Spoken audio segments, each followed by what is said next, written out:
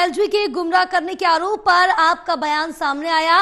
मंत्रियों के निर्देश नहीं मान रहे हैं अफसर, ये दिल्ली सरकार की तरफ से कहा गया। जहां दिल्ली सरकार ने कहा है एलजी भी नहीं कर रहे हैं कार्रवाई, अब कोर्ट ही एकमात्र सहारा है। इस वक्त की बड़ी खबर आप तक पहुंचा रहे हैं, जहां एलजी की तरफ से पत्र लिखा गया है गृह मंत्रालय को और ये कहा गया कि दिल्ली सरकार पर कई गंभीर आरोप लगाए हैं, चाहे वो फरिश्ते स्कीम को लेकर हो, शराब मामले को लेकर हो, और इस पर अपना बचाव करते हुए आम आदमी पार्टी की तरफ से भी बयान दिया गया जिसमें कहा गया है कि एलजी के गुमराह करने के आरोप पर आपने कहा है कि मंत्रियों के निर्देश नहीं मान रहे हैं अफसर, एलजी भी नहीं कर रहे हैं कोई भी कार्रवाई, अब कोर्ट ही एकमात्र सहारा है। हमारे साथ हमारे सहयोगी देवेश लगातार बने हुए।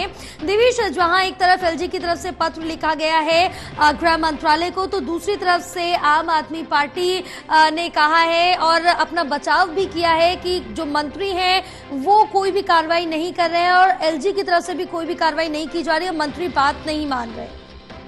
देखिए, बिल्कुल जैसा कि मैं बता रहा था कि एलजी की तरफ से केंद्रीय गृह सचिव है उनको पत्र लिखा गया, गंभीर आरोप लगाए गए हैं।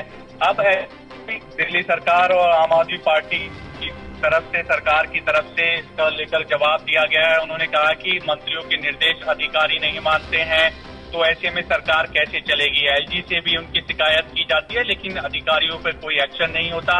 अब ऐसे में आम आदमी पार्टी सरकार के पास सिर्फ एक ही सहारा है और वो है कोर्ट। इसलिए बार बार जो स्कीम है, जो योजनाएं हैं, उनको लागू करवाने के लिए कोर्ट का रुख करना पड़ता है। साथ ही साथ इस बात का भी सरकार की तरफ से जिक्र किया गया है कि सुप्रीम कोर्ट ने दिल्ली की निर्वाचित सरकार को सर्विस देने का अधिकार दिया था। आपको याद दिला दूं कि इसको लेकर भी बड़ी तकरार देखने को मिली थी, लेकिन केंद्र ने GNCTD संशोधन अधिनियम लागू कर उसे छीन लिया। ये हमेशा से आरोप लगाती है आम आदमी पार्टी की सरकार कि ये अधिकार जो है सरकार से छीना गया, जिसकी वजह से जो अधिकारी हैं वो सरकार की नहीं सुन रहे हैं। मंत्री बार बार निर्देश देते हैं लेकिन वो अनसुना कर रहे हैं, अधिकारी नहीं मानते हैं। एलजी मंत्रियों की अपीलों का जवाब नहीं देते हैं। ये भी बड़ा आरोप उनकी सरकार की तरफ से लगाया गया आम आदमी पार्टी सरकार की तरफ से। साथ ही साथ इस बात का जिक्र भी किया जाए कि दिल्ली जल बोर्ड का फंड जारी नहीं किया जाता। फरिश्ते योजना, स्मार्ट टावर को पहले ही इस तरह की योजनाओं को रोक दिया गया, जिससे 2 करोड़ दिल्ली वासियों को लगातार नुकसान हो रहा है।